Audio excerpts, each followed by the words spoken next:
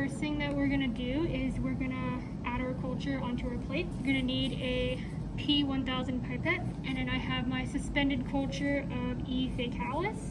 Grab a pipette tip, pipette up 300 ml, and then place it on the plate like that. Next, using a hockey stick, we're going to spread the bacteria all over the plate. It's important that you spread it all over the plate and cover every inch. Next, I'm going to repeat with my Staph epidermidis. I'm going to pipe up 300 microliters. Place it on the first plate. And place it on the second plate. Then we're going to spread it out with a hockey stick.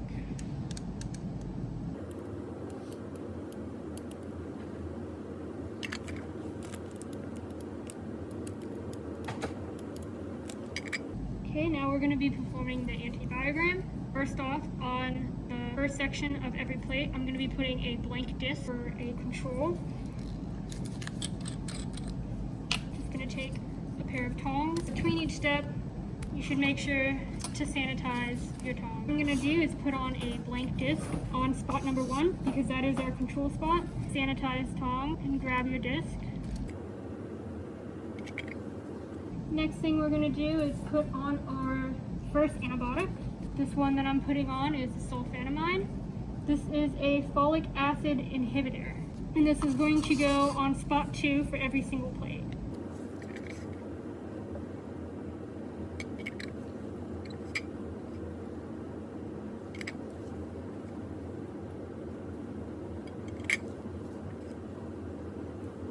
The next antibiotic that I'm going to be using is rifampicin.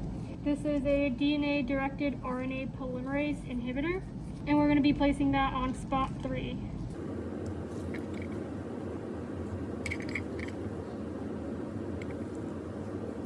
The next antibiotic that I'm going to be using is novobiacin. This is a DNA gyrase inhibitor, and we're going to be placing that on spot 4 on our plates.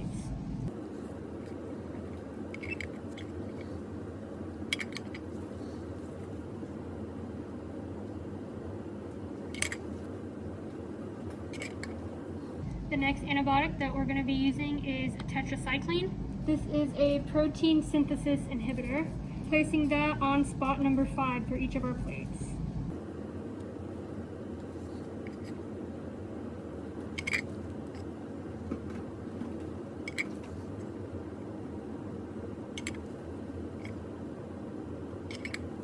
The last antibiotic that we're going to be using is oxacillin.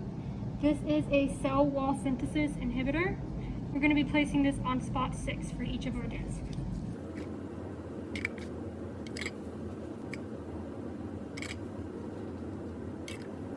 Once you're done putting your antibiotics on the plate, it should look like this. See how they're all in the middle? We're going to incubate this and measure the zone of inhibition. Next, we're going to be putting on our essential oils. First thing that I'm going to do is each plate, the first position is going to be our control disc. We're going to be taking our disc full of eucalyptus oil, and we're going to be placing on each plate.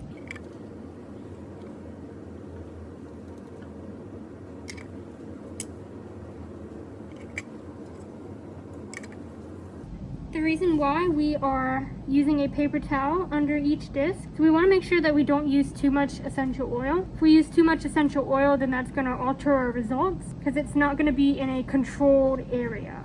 Now we're going to be using our suspended oil. We're going to be putting that on spot 3.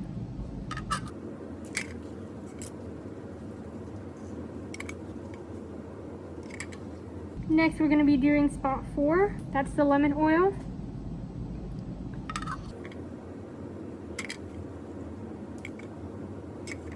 Now we are going to be doing spot 5, which is the clove oil.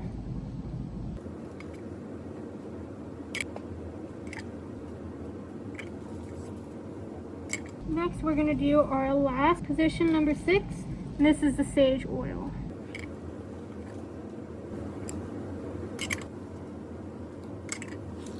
Just got the plates out of the incubator. Here's our results. It looks like these plates right here for S. epidermis and E. faecalis, we're going to need to redo. As you can see on this plate, the bacteria did not grow evenly. Therefore, we cannot accurately test the zone of inhibition. On this plate, you can see there's some isolated colonies right here. This may be contamination, so I'm going to redo this plate even though we can see zone of inhibition. This plate right here, same thing, where we have these isolated colonies that did not grow evenly throughout the plate. We have even bacterial growth. We have a clear zone of inhibition right here on spot 5 and spot 4. Okay, now we're going to be measuring our zone of inhibitions for the E. coli essential oil plate. So our first zone of inhibition on spot 1. Control, looks like we have no growth. So our zone of inhibition is going to be 0 centimeters. On our second area, I don't know if you can see this, but there's a small zone of inhibition where we put our eucalyptus oil. The zone of inhibition was 1.2 centimeters. Our next area in spot number 3, where we used our cinnamon oil, there appears to be quite a big zone of inhibition. When you're measuring your zone of inhibition, when it's an irregular shape like this, you want to try and find the most even section that you can. If you measure your zone of inhibition like this, it's not entirely accurate. As you can see, this area is not as big. So find an area that's consistent in shape and do your zone of inhibition there. Our zone of inhibition for spot number 3 is 2.6 centimeters. In area 4, you can see there's not much of a zone of inhibition right here. Spot number 4, we used our lemon oil. The zone of inhibition is 0.9 centimeters. Area number 5, we have a clear, distinct circular zone of inhibition. This was our clove oil. The zone of inhibition for clove oil is 1.9 centimeters. Area number 6, we used the sage oil, and there does not seem to be much of a zone of inhibition, but if you look very closely, you can see this right here, which is a zone of inhibition. It looks like our zone of inhibition is 0.2 centimeters. Right here we have our E. coli plate. As you can see, there's quite a bit of zone of inhibitions on here. Looking at spot 1, our control area, we do not have any zone of inhibition, which is what we expect because there's nothing on this. It's a blank disc. Areas number 2 and 3, you can see where the zone of inhibition merges into each other. When we measure the zone of inhibition, we want to make sure that we are not measuring like this, because then we're going to be getting into the area of zone of inhibition for our antibiotic disc number 3. You want to make sure that you're recording it this way. Find a nice and even area to record your zone of inhibition. Plate number 2 is our sulfonamide antibiotic, and it looks like our zone of inhibition is 2.9 centimeters. Spot number 3 is our rifampicin antibiotic, and the zone of inhibition for rifampicin, 1 centimeter. Plate number 4 is our novobiacin antibiotic. This has a small zone of inhibition, which is 1 centimeter. Area number 5 is our tetracycline antibiotic. As you can see, there's quite a large zone of inhibition right here. When we measure it out, it seems to be 2.3 centimeters. Area number 6 is our oxacillin antibiotic, and there is no zone of inhibition. This means that the antibiotic is not effective in killing E. coli. Now we're going to be recording our zone of inhibitions for the K. aerogenes. This is the essential oil plate. As you can see, we have nice even growth on the plate. Here in area 1, looks like we have no zone of inhibition. This is what we expect because this is our control group. In area number 2, you can see that there's a small zone of inhibition. When we measure that out, it is 1.1 centimeters. This was our eucalyptus oil here in spot number 2. Spot number 3, our cinnamon oil, has a pretty large zone of inhibition. As you can see, it's really all over the place. This could be from excess oil getting on the plate. When we measure the zone of inhibition, we want to find the most even area that we can. When you measure the zone of inhibition, it is 1.3 centimeters. Spot number 4 was our lemon oil. There is a really small zone of inhibition. When we measure that out, our zone of inhibition is 0.7 centimeters. Area number 5 is our clove oil. When you measure out the zone of inhibition, we have a zone of inhibition of 1.1 centimeter. Now zone number 6 is our sage oil. This has a really small zone of inhibition. When you measure out the zone of inhibition, it is 1.6 centimeters. When comparing the two antibiotic plates for K. aerogenes and E. coli, one thing that sticks out is zone number 6. The oxacillin tablet was ineffective in creating a zone of inhibition for both K. aerogenes and E. coli. Zone 2 of inhibition, which is our sulfonamide drug, we have quite large zone of inhibitions in both E. coli and K. aerogenes. We have a bigger zone of inhibition in E. coli. Zone number 3, rifampicin, is also not an effective antibiotic for killing E. coli or K. aerogenes. Zone of inhibition number 4, arnovabiacin. This was also not a very effective antibiotic for either of these. In this area, number 5, this was our tetracycline antibiotic. We have pretty large zone of inhibitions for both K. aerogenes and E. coli, thus making it a very good antibiotic for these two bacteria. When looking at our gram-positive plates, they're very different than our gram-negative plates. The gram-negative plates, you can see a full lawn of bacteria on the plate, whereas our gram-positive seems to have a few isolated colonies. These plates were streaked correctly. I streaked them the same way that I streaked this gram-negative plate.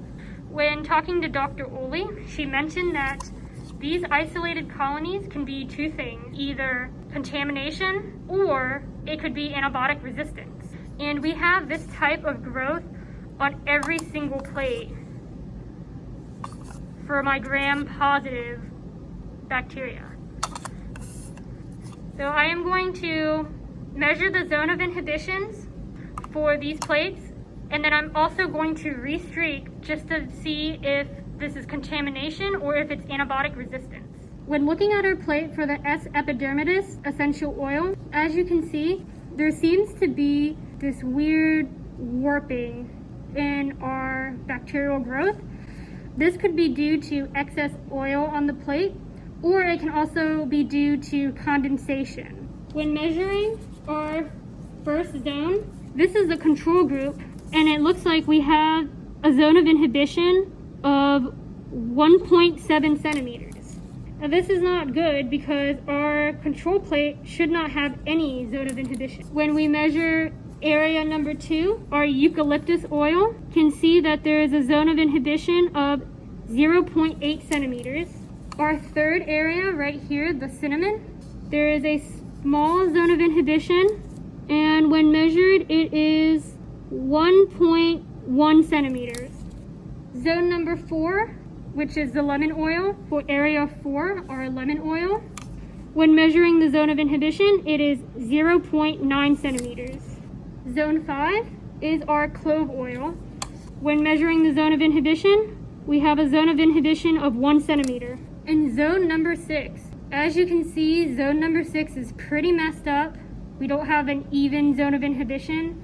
I'm gonna try my best to measure it, but it's just not even. We have a zone of inhibition of 0.9 centimeters. When looking at our S. epidermidis antibiotic plates, there is full growth on this plate.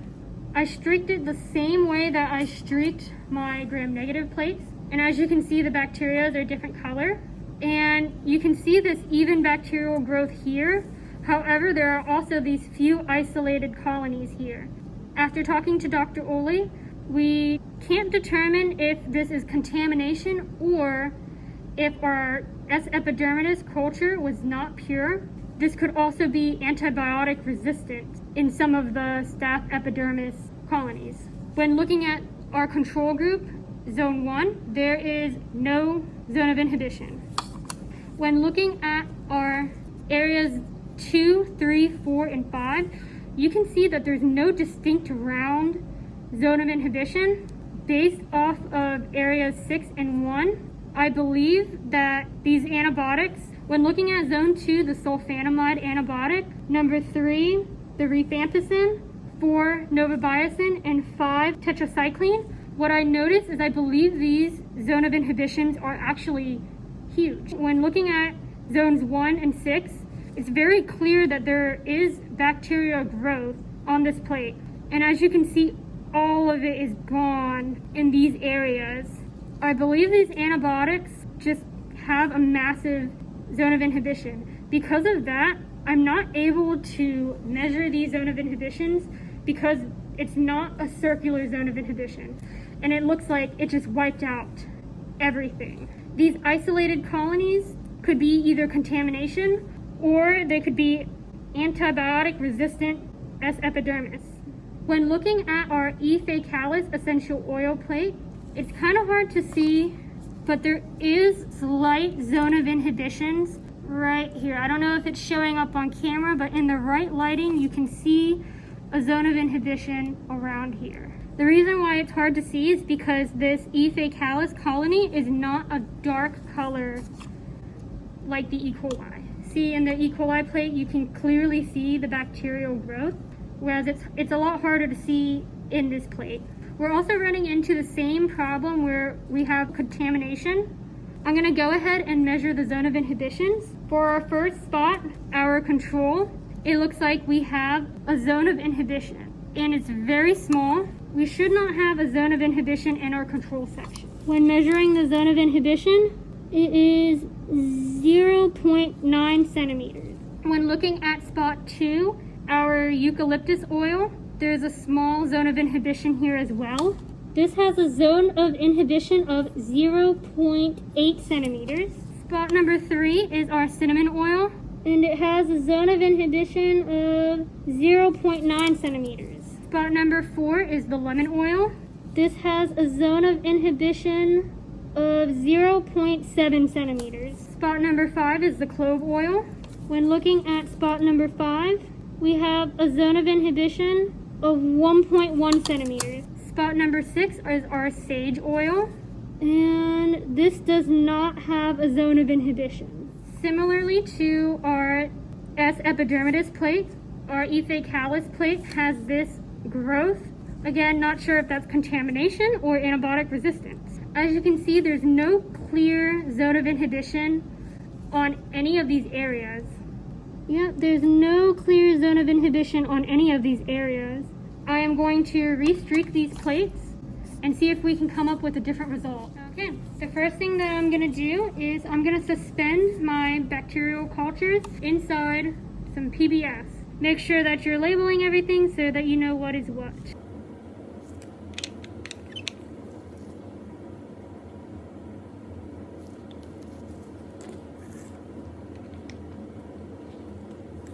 First one that I'm going to suspend is my E. faecalis.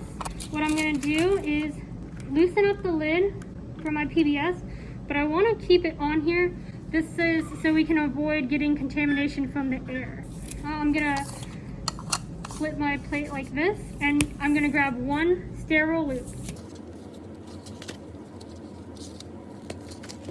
What you're going to do is you're going to harvest your colonies, and you want to make sure that you get one entire loop full of bacteria. Notice how I am hovering my disc over the plate. When doing things like this, it's best to hover your lid over the plate to minimize any contact with the air. Once you get a full loop of colony, I'm going to place it in your PBS buffer and twirl the loop like this. This is to ensure that you get all of your bacteria into the sample. After that, I'm going to close my lid and at a slant using the vortexer, just going to press it down. When you do this at a slant, it's easier to invert the mixture, and this is going to suspend our colony evenly across the PBS buffer. Can you see how this is now cloudy? I actually need to vortex this a little bit longer. There's little particles of colonies not properly.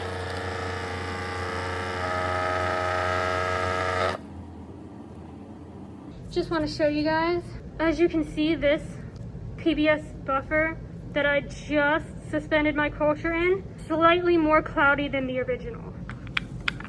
Now I'm going to do the same for my Staph epidermidis.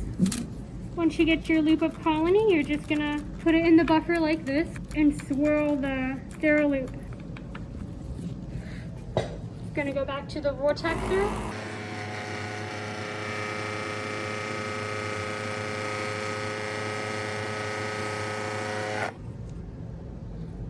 And we have our suspended S. epidermis culture. Now I'm gonna label my plate. And when you label the plates for this, I'm gonna be making 6 even sections.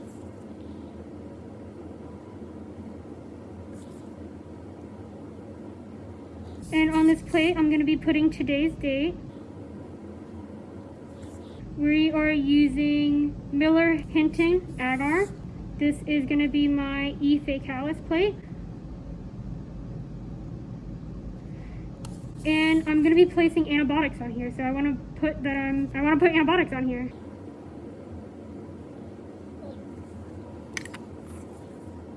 I'm gonna repeat the same for the other plates.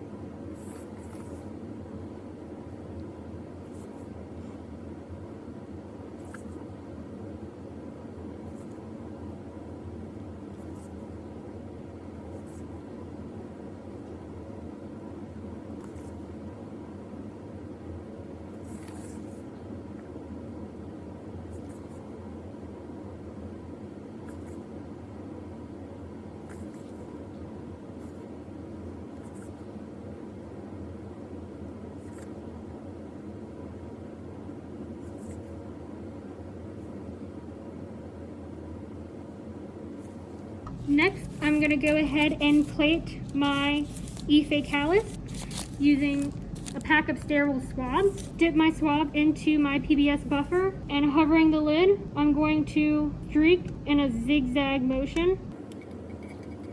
After doing that, I'm going to rotate my plate and streak in a different direction. You want to make sure that you do an even streak so that we can get a nice even culture.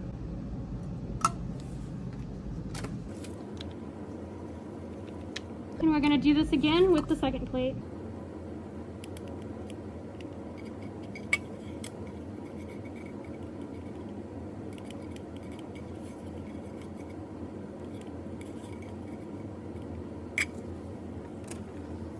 Now I'm going to repeat this with my S. epidermidis plate. Okay, we're going to streak our S. epidermidis plates. Again, you want to open your buffer tube, but keep the lid on to avoid contamination. Using a sterile cotton swab, I'm going to place that in the buffer, twist it around a little bit, and now we're going to streak across the plate. We're going to rotate the plate. Rotate it again. You want to make sure that you are evenly spreading the culture out across the plate. That way we can get a nice even growth of bacteria.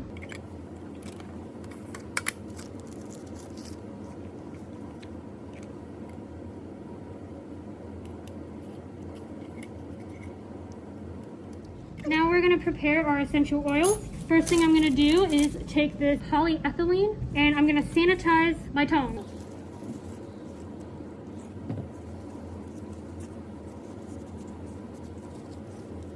Now that we have our sanitized tongs, I'm going to go ahead and get my essential oils prepared using my autoclave bottle of blank disc. I'm going to pour these out.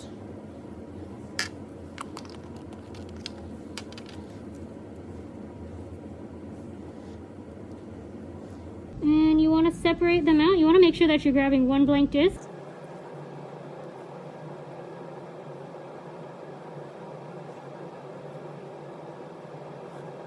You want to spread these discs out pretty evenly. The whole purpose of this paper towel is to absorb some of the essential oils. If you use too much essential oils on your plate, it is going to affect the growth. So this is a good way to absorb some of that excess oil.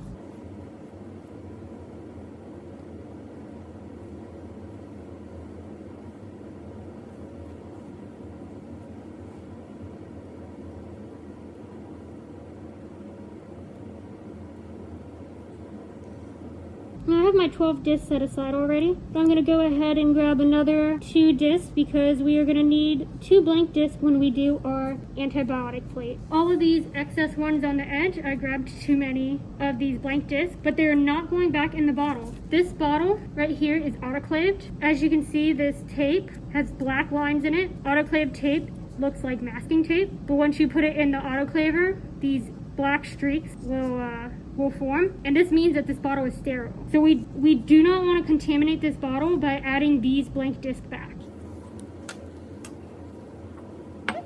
I'm going to go in with the eucalyptus oil. We have a dropper. I'm just going to put 1 drop of oil on it. Next is the cinnamon oil.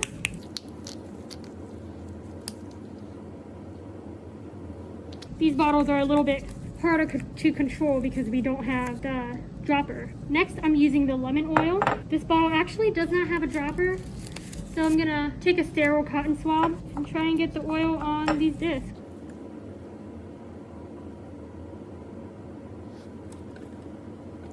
This cotton swab is now contaminated, so I'm gonna grab another one.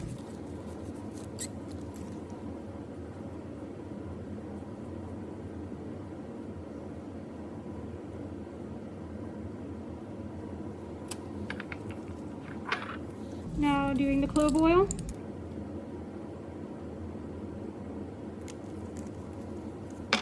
And now the sage oil. This one also does not have a dropper. I'm going to go in with our sterile cotton swab and drip the oil on here.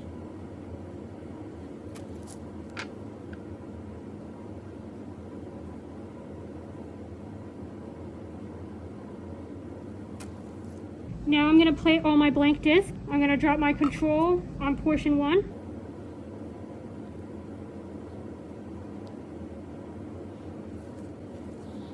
And I'm going to drop my control on area 1 on both plates. Now I'm going to place my sample 2 on area number 2 for each plate. Now that I've set those on there, we're going to add disc number 3 onto that area. Now we're going to put sample 4 on our plate. We're going to do sample 5. And now we're going to do our last sample, number 6. We're going to place it on this plate. Now that I've done the essential oils, I'm going to sanitize our tongs again. Now I'm going to prepare all of my antibiotics.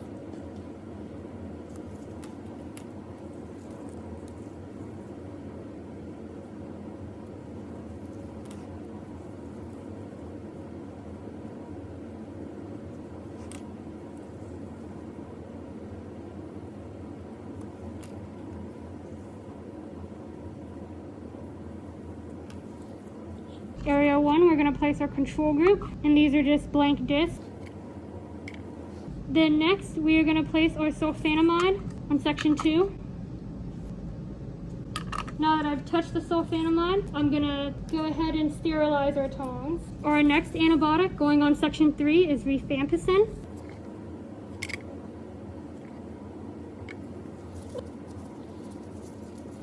On section 4, we're going to use our novabiocin. Section 5, we're going to place our tetracycline disc. And on section 6, we're going to place our oxacillin disc. Now all of our gram-positive plates are ready to go into the incubator.